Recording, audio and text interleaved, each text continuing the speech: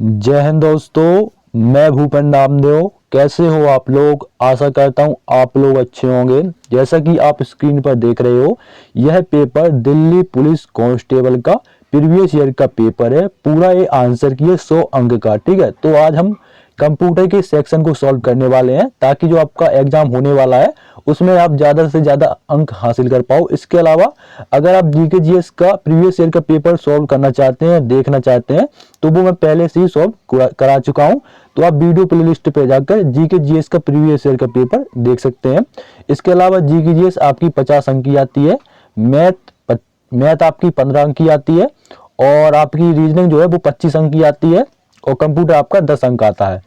ठीक है, तो ऐसा नहीं है कि भाई कंप्यूटर 10 अंक का आता है तो कंप्यूटर को सॉल्व नहीं करो, वो ऐसे ही हो जाएगा। इसमें प्रश्न आपके अच्छे खासे पूछे जाते हैं, तो इसको इग्नोर ना करें और कंप्यूटर जरूर सॉल्व करें। अगर आप ये सॉल्व करोगे तो आपको आसानी से पता चल जाएगा कि किस किस टॉपिक से आपके कंप्यूटर में प्रश्न आते हैं, तो उसी टॉपिक से आप पढ़ लीजिए और आपका 10 नंबर का आपका कंप्यूटर आसानी से बन जाएगा। ठीक है ना, ज्यादा इसमें कठिन नहीं आता है। तो वीडियो स्टार्ट करने से पहले मैं आपको एक चीज और बताना चाहूंगा।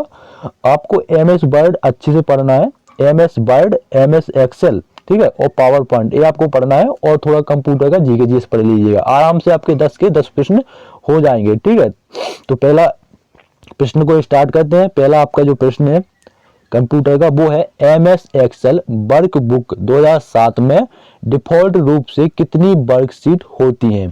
तो ऑप्शन में आपके दिए गए हैं। ठीक है ना, बेसिकली ये आंसर की है तो इसमें आपका राइट आंसर भी दिया गया है। तो आपकी कितनी वर्कशीट होती है? तो आपकी 3 वर्कशीट होती है। कितनी? 3 वर्कशीट होती हैं। तो ऑप्शन जो आपका 4 है वो आपका राइट आंसर है। अब देखिए कैंडिडेट ने क्या लगाया है, कैंडिडेट ने ऑप्शन 2 लगाया है, तो उसका गलत है। अगला प्रश्न है MS वर्ड 2007 में 36 पॉइंट का फॉन्ट साइज कितने इंच के बराबर होता है? तो कितने इंच के बराबर होता है? वो होता है आपका 0.5। कितना? 0.5 इंच के बराबर होता है। ऑप्शन 3 आपका राइट आंसर है। बढ़ते हैं अगले प्रश्न की ओर। ये पूरा आंसर की है, इसलिए इसमें पहले से ही आपका आंसर दिया गया है। अगला प्रश्न है MS वर्ड 2007 में, देखिए MS वर्ड की आपका तीसरा प्रश्न आ गया। तो MS वर्ड आपको अच्छे से पढ़ना है। ठीक है, MS वर्ड 2007 में निम्नलिखित में से कौन सा मेनू बार एक विकल्प नहीं है? तो कौन सा आपका मेनू बार एक विकल्प नहीं है? वो है आपका इंटरनेट। कौन सा नहीं है? इंटरनेट आपका मेनू बार का विकल्प नहीं है। आपको इंसर्ट ये सब आपको मिल जाएंगे। जब स्क्रीन खोलोगे ना, MS वर्ड खोलोगे तो आपका होम वहीं पर लिखा मिल जाएगा, इंसर्ट भी मिल जाएगा और आपका पेज लेआउट भी मिल जाएगा। लेकिन आपको क्या नहीं मिलेगा?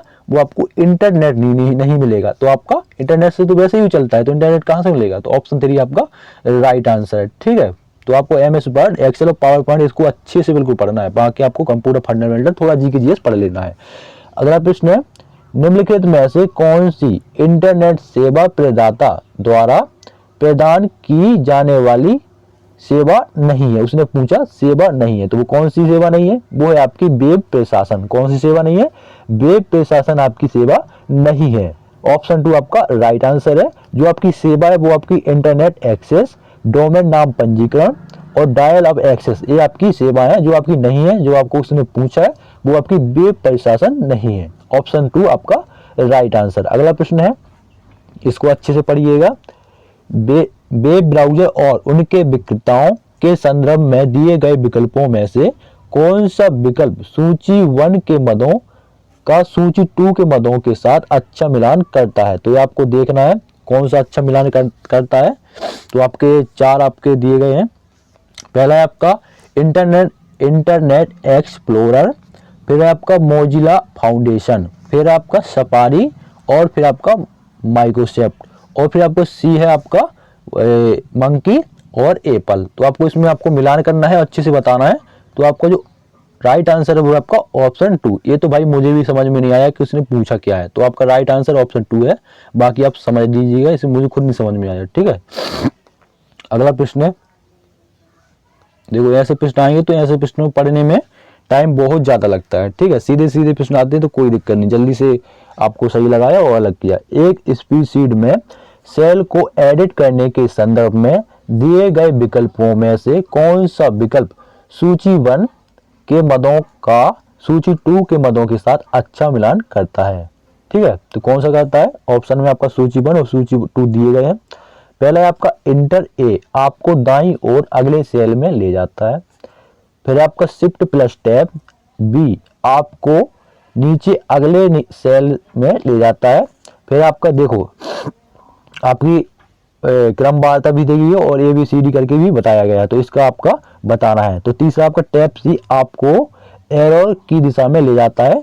और आपका चार है एरो की डी, आपको बाईं ओर अगले सेल में ले जाता है।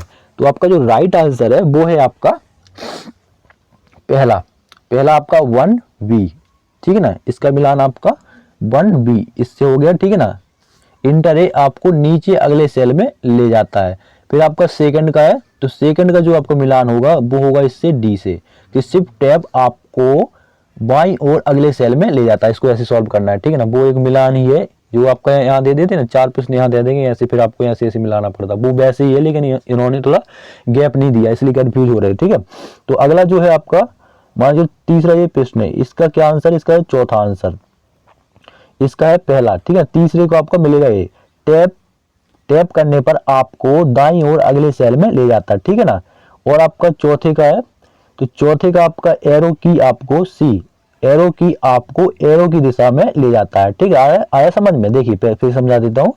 जैसे पहला है इंटर आपको बी, इंटर आपको नीचे अगले सेल में ले जाता है, तो इंटर का हो गया बी, ठीक है।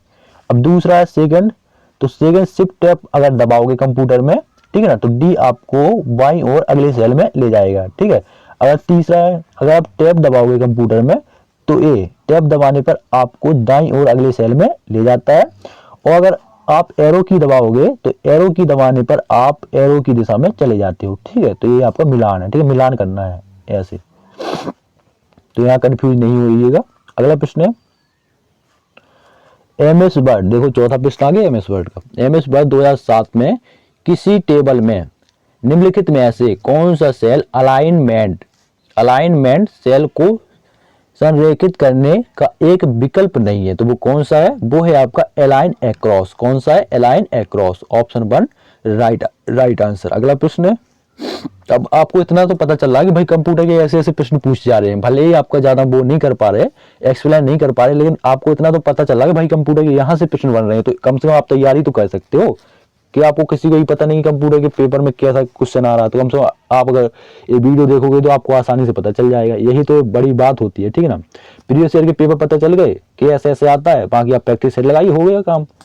निम्नलिखित में से कौन सा MS एक्सेल 2007 का टेक्स्ट फंक्शन नहीं है, तो वो कौन सा नहीं है, वो है आपका कॉम्बिन। कौन सा नहीं है, कॉम्बिन आपका टेक्स्ट फंक्शन नहीं है, तो ऑप्शन 3 आपका राइट आंसर। अगला प्रश्न है, देखो MS वर्ड का 5वां प्रश्न है। MS वर्ड 2007 में टेबल प्रॉपर्टीज के बॉर्डर और शेडिंग विकल्प का उपयोग निम्नलिखित में से किसे अप्लाई करने के लिए किया जाता है, तो किसे अप्लाई करने के लिए किया जाता है, वो आपको बॉर्डर, किसको, बॉर्डर होता है ना वहाँ किनारे पे, बॉर्डर को अप्लाई करने के लिए किया जाता है, तो ऑप्शन 3 आपका राइट आंसर। अगला प्रश्न और लास्टवां प्रश्न है, ये अच्छा प्रश्न है। निम्नलिखित में से कौन सा एक वैध ईमेल एड्रेस नहीं है, तो उसने पूछा है कि नहीं है, तो आपको बताना है नहीं है, तो वो है आपका ऑप्शन 4 ...